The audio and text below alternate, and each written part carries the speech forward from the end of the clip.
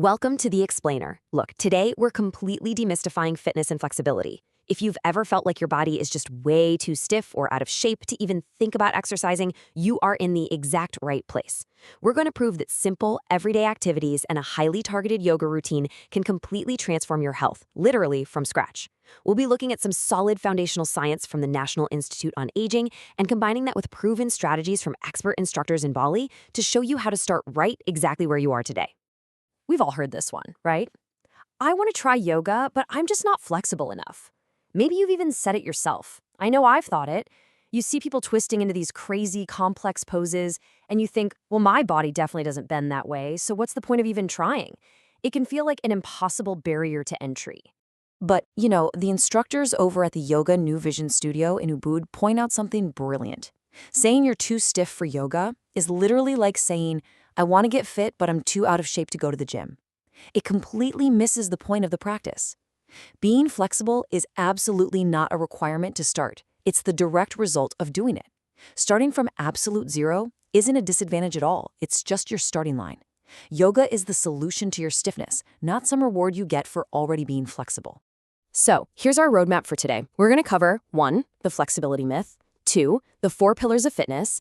3. Why no fancy gear is needed. 4. Safe yoga for beginners. 5. Tension versus joint pain. And finally, 6. Your 4-week action plan. Let's get right into it. Section 1. The flexibility myth. Okay, so here's a wild fact for you.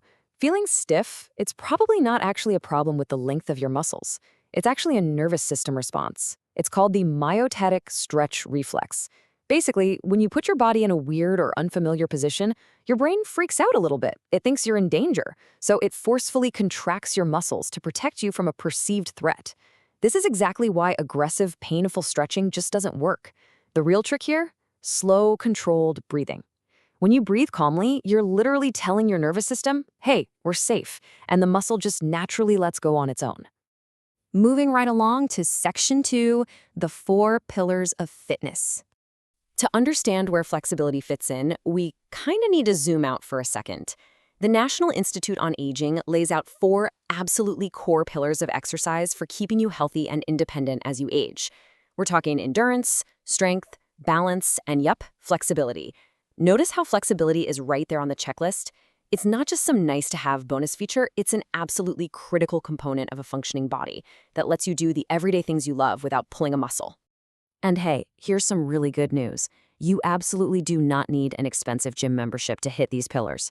The National Institute on Aging makes this really important distinction between structured exercise and physical activity. Physical activity is literally just moving your body, taking your dog for a brisk walk, spending an afternoon in the garden with your trowel, taking the stairs instead of the elevator. All of that totally counts. It builds up your baseline physical awareness and gets you primed for the flexibility work we're about to get into. Which brings us to Section 3, no fancy gear needed. One of the biggest roadblocks people face is thinking they need to drop a ton of cash on expensive studio gear. You really don't. You can easily just use stuff lying around your house. Grab a thick stack of hardcover books. Boom, perfect yoga block. Got a leather belt or a cotton towel? That works flawlessly as a yoga strap. A firm couch cushion is a great bolster. And honestly, a simple non-slip bath mat works perfectly as a yoga mat. And let me clear something up right now. Using a prop is never, ever a sign of weakness. It's a sign of intelligence. Props hold you in the safe, correct alignment long enough for your tissues to actually change. In fact, the most experienced teachers out there use props way more than beginners do. All right, Section 4, safe yoga for beginners. Okay, so your living room is officially a fully equipped studio. But hold on, before you do a single stretch, we have to do a quick baseline test. It takes like 30 seconds. Flexibility gains sneak up on you slowly, and if you don't track where you started, it's super easy to get discouraged and quit. So try this today. Stand up, keep your legs straight, reach for the floor, and just note where your fingers stop. Next, sit cross-legged on the floor. Do your knees sit down low, or are they floating way up toward the ceiling? Write both of those observations down. Now you've got real, measurable data to track your progress. Let's talk actual movements. We're starting with poses that require practically zero mobility. Child's pose is incredible for your lower back and hips, and it's basically your ultimate resting home base. Then there's the cat-cow flow, which dynamically lubricates your entire spine before you do any hard work.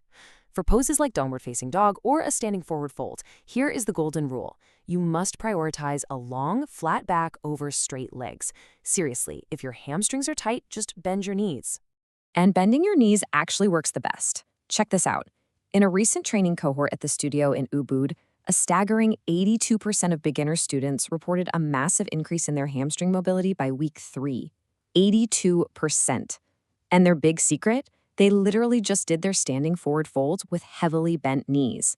It's real-world proof that dropping your ego and modifying a pose for the body you have today is what actually gets you the big results. We also got to talk about swapping poses out to stay safe. You've probably seen traditional pigeon pose all over social media. Well, if you have stiff hips, that pose can put some really dangerous twisting torque right into your knee joint. We definitely don't want that. Instead, just lie flat on your back and do the supine figure 4. It totally removes all the wrist to your knees, but it gives you the exact same deep hip release. Oh, and never ever skip legs up the wall at the end of your session. You literally just lie there with your legs resting up a wall. It looks like you aren't doing anything at all, but it's passively lengthening your hamstrings and powerfully shifting your nervous system into recovery mode. Moving on to section 5, tension versus joint pain. Since we're working directly with your physical body here, safety has to be our top priority. You absolutely have to learn the difference between these two critical sensations. Muscle tension, that's a deep, safe, warming, or pulling feeling right in the meaty belly of the muscle. That's a good thing. That means the work is happening. But joint pain is a completely different story. If you ever feel a sharp, electrical, or tingling nerve sensation, especially in your knees, lower back, or neck, you must exit the pose immediately. We never, ever push through joint pain. All right, the home stretch, section 6, your 4-week action plan. Let's put this all together into a concrete roadmap you can actually use. Look at this timeline. Notice that in week 1, we're only doing 20 minutes 3 days a week. That's it. A short, consistent session beats an hour of rushed, painful stretching any day of the week. In week 2, you bump it up slightly to 25 minutes, 4 days a week. Week 3 is where the real magic happens. You're going to focus intensely on those deep exhales to trick that nervous system reflex we talked about earlier. Finally, by week 4, you'll integrate everything into a smooth flow. And the very best part? At the end of week 4, you retest that 30-second baseline from day 1. I promise you, you are going to be amazed at the inches you've gained. So remember, flexibility is the outcome of practicing, not the entry ticket. You've got the science, you've got the home prop hacks, and you've got the roadmap. The only thing left to ask is, are you going to let the myth of being too stiff dictate your health? Or are you going to take 30 seconds today to establish your baseline and reclaim your mobility? Grab a towel, grab a stack of books, and just start breathing. Thanks for joining me on this explainer, and I'll catch you in the next one.